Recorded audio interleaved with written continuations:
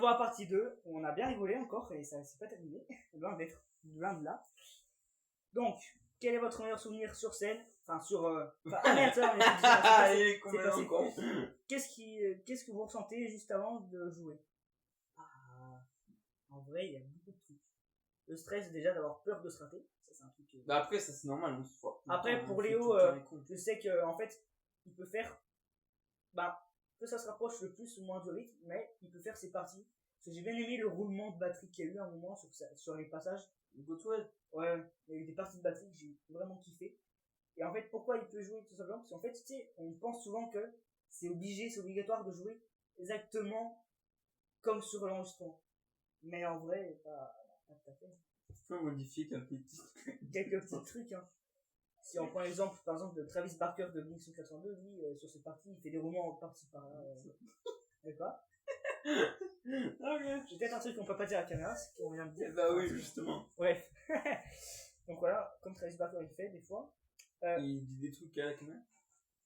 Quoi? Il dit des trucs à la caméra. Non, en fait, sur scène, il change un peu de rythme. Enfin, ça arrive des fois. Donc après, quel serait votre concert de rêve? Alors là, il y en a beaucoup. Faire les Zénith de France. Ouais, ça peut être sympa. Le Hellfest, évidemment. Hellfest, Zénith, l'Arena de Paris, enfin, l'Arena de plutôt, mais c'est le Stade de France. Ouais, la LDLC Arena de, je pense, tu parlais de ça, de Lyon. Je suis allé justement voir Slipknot là-bas. Et aussi, on aimerait bien faire un petit concert peut-être un jour aux États-Unis, mais faut qu'on ait déjà assez d'argent et qu'on soit assez connu, quoi. Assez connu au moins. Parce qu'il faudrait qu'on soit connu à plus que l'international, là, du coup, Ouais. Enfin, comme Nadaslov, quoi. C'est un groupe qui est connu, et pas non plus du monde entier, quoi. Mais il y a beaucoup de gens qui connaissent beaucoup. Dans ce style-là. Après, du coup, avec quel groupe aimeriez-vous partager la scène? C'est toute une note, en vrai. Ultra Vomi pour le fun. Et en vrai, inviter des membres des Foo Fighters parce qu'ils ont un jeu de batterie, enfin, Dave Grohl à la guitare, il est bon, mais à la batterie, c'est un monstre en vrai, avec plein d'autres batteurs. J'aurais aimé inviter Joe Jordison aussi, le fameux batteur Slipknot qui est décédé malheureusement. Qui est pas mal, que j'aime bien aussi. Slipknot, c'est pas un groupe que j'adore spécialement, mais j'aime bien le style et j'aime bien le batteur qui est très bon. Et puis quand tu le vois suspendu en train de tourner à l'envers, c'était à l'époque ça, avant son décès. C'était vraiment cool. Hein. Maintenant que ça a été Joe Humbert ou alors maintenant Eloi Casagrande, c'est cool aussi, mais c'est plus grand. Hein, quoi. Ils se font plus voltiger dans les airs, quoi. Ouais, c'est pas le même truc, ils sont plus âgés, pas vraiment, mais ils ont plus l'énergie qu'avant, quoi. Après, c'est pas les mêmes batteurs, hein. Que ce soit Joe Humbert ou... C'est ça le truc aussi, c'est que quand tu changes de batteur, souvent, tu changes aussi, différent, voilà. Tout est différent, quoi. Par exemple, et puis maintenant, ils se font plus voltiger en l'air, comme j'ai dit.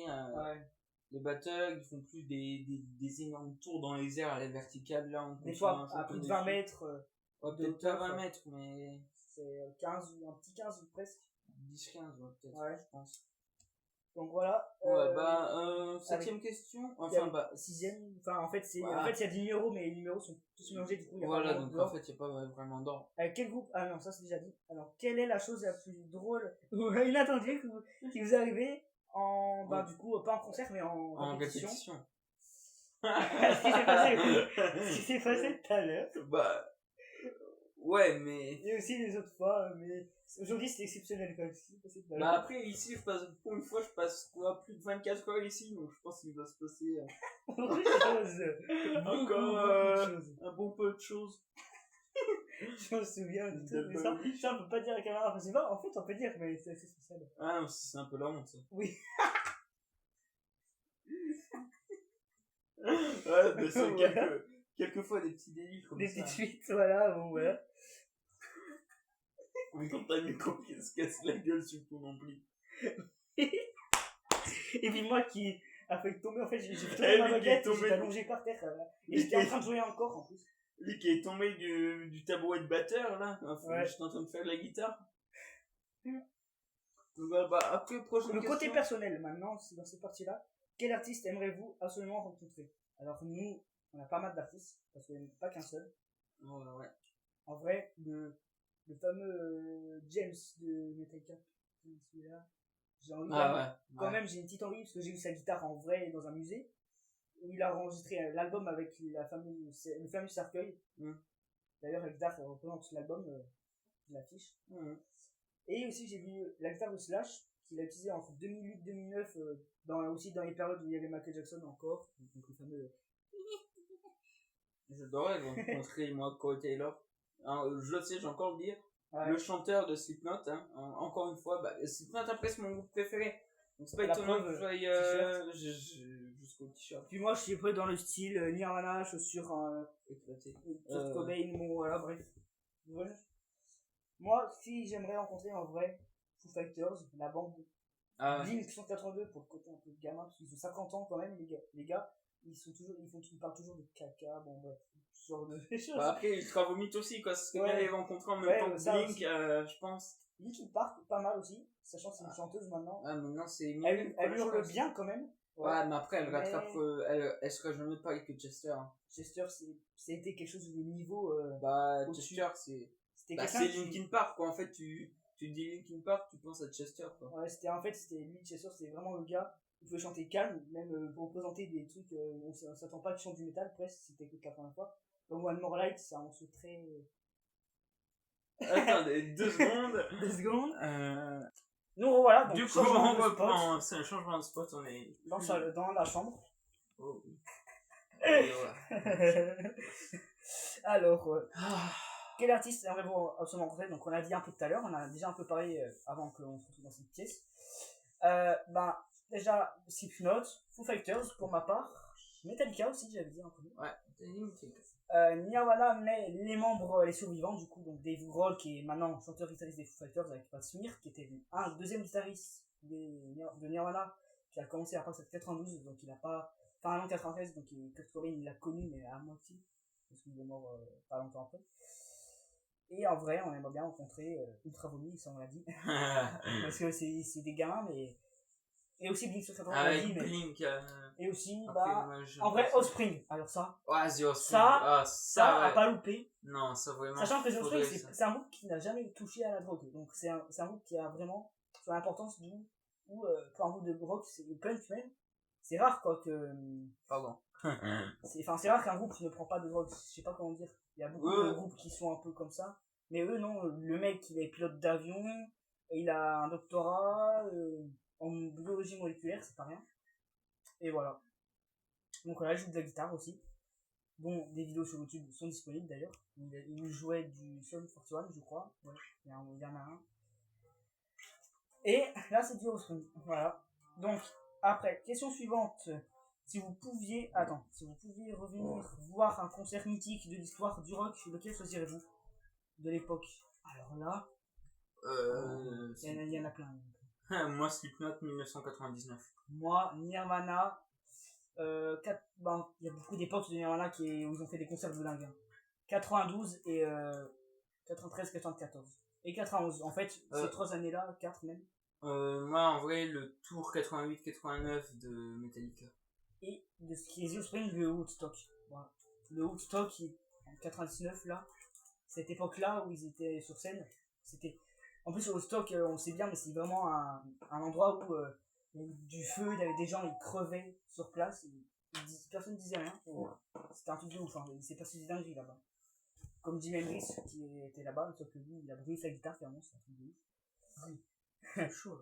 Voilà, donc, quel album nous a donné envie de faire de la musique? Ah, c'est compliqué à choisir, il y en a plein. En fait, tous l'album qui nous a donné envie de jouer de la musique. Alors, pour sa part, je pense que c'est tout ce qui est Metallica.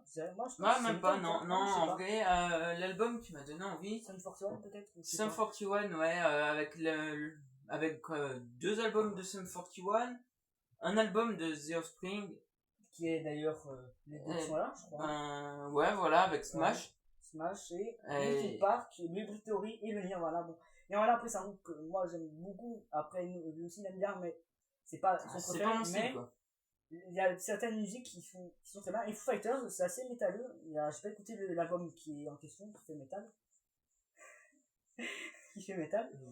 Où il a invité plein d'artistes. Voilà, donc Slash et tout ça.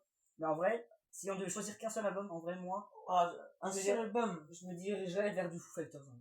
C'est un truc c'est un album super. Moi, je pourrais pas choisir, moi, j'en ai trop. Bah, au moins les deux ou trois qui m'ont donné envie de faire de la musique, ça a été Smash de The Offspring. Après, j'ai eu Chuck de Sum 41, que je trouve c'est un super album. Je sais pas écouté, il faudra se regarder. Et il y a aussi, merde, je sais plus comment il s'appelle. C'est lequel C'est Sum 41 encore. Je connais pas les albums après. Je sais plus son nom. Et pour ma part, c'est dans les trois, le Hybrid Theory, parce que en fait, c'est le premier, Linkin Park, c'était le premier groupe que j'ai connu, quoi. Vraiment tout premier, hein. C'était celui-là. Et que t'es allé voir en concert aussi, je crois. Ouais. Enfin, j'ai failli, malheureusement. J'aurais trop aimé. T'étais pas allé en Suisse? Non, malheureusement, c'était. Tu sais, je t'avais dit que c'était annulé. Enfin, pas annulé, mais en fait, c'était plus de place. Les gens sont tellement dingues, dès que t'as une place, en la moindre seconde, mini-seconde, bam! C'est que les places du Hellfest 2027, elles sont déjà vendues, hein. Pareil! Elles étaient toutes vendues 3 jours après la fin du Hellfest 2026. C'est une dinguerie. Ouais. Et après, deuxième album, le Nevermind de Nirvana. Et après, le Ozzy Osbourne, je dirais Smash parce qu'il y a vraiment des sons de dingue. Ouais. C'est le Team par exemple. Ouais. Celle-là. Come Out and Play. Come Out and Play. Que je sais un petit peu jouer à la guitare, l'intro, la fameuse intro. En mode Égypte, un peu. Voilà. Après. En mode d'Égypte. Quel instrument rêveriez-vous de posséder? En fait, il n'y a pas vraiment d'instrument qu'on rêve, parce qu'on les a tous à peu près. Moi, la batterie, la guitare, voilà. Mais si on devait, par exemple, aller dans plus la question un instrument d'une star, quoi. Ouais, d'un mec connu. D'un mec connu, moi, en vrai, la batterie de Dave Grohl et une guitare Kurt Cobain, potentiellement. Ouais, en vrai, moi, je dirais soit la guitare de Eloi Casablanca de Slipknot, ou soit celle de Joey Jordison, de Slipknot aussi. Et encore de Slipknot, c'est plus une guitare. Peut-être la Jackson de Jim Root, ou alors celle de Mick Thompson. Et après, dans ce qui est, en vrai, The Offspring, ils ont eu des guitares de fou. Mais c'est souvent des Ibanez. Moi, j'en avais une avant, mais. T'as eu une Ibanez? Ouais, une blanche. Peut-être plus de 3 vidéos encore, mais. Ça doit être sympa, ça. Mais c'était pas la meilleure. J'aime bien les Ibanez qu'il avait, où il avait des autocollants un peu dessus, sur le Woodstock, voilà. Donc celle-là, en vrai, j'aimerais. Et en vrai, un instrument, peut-être une guitare de Blink qu'ils avaient à l'époque, quand ils ont tout commencé. Une guitare bleue, d'ailleurs, voilà, j'ai été inspiré, je vous l'emmener. Je vous la montrer. Une guitare que je suis inspiré Tom DeLonge. Il a cette guitare aussi. C'était une des premières que j'ai. Voilà. J'ai joué avec, j'ai joué sur Offspring avec tout à l'heure. Voilà, celle-là. Donc on est tombé.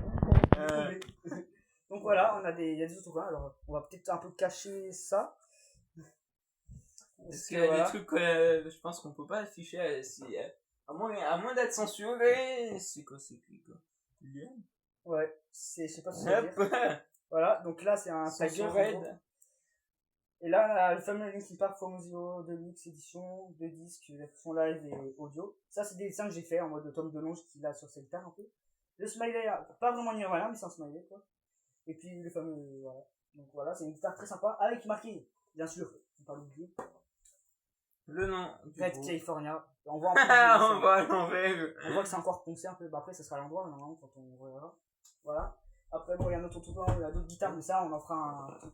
On pourra faire un épisode, je pense, de nos instruments. Ouais. Après, juste après, je pense, peut-être. On pourra faire un épisode, chacun présente des instruments. Donc là, la prochaine question, avant que. Donc là, avant, on va faire une partie 3, parce qu'en fait, ça peut pas. En fait, ça a duré en beaucoup de parties, parce qu'on a la question 20 là, je crois. Ouais. Un peu plus même. On se rejoint pour la partie 3. Tout à l'heure. À tout de suite.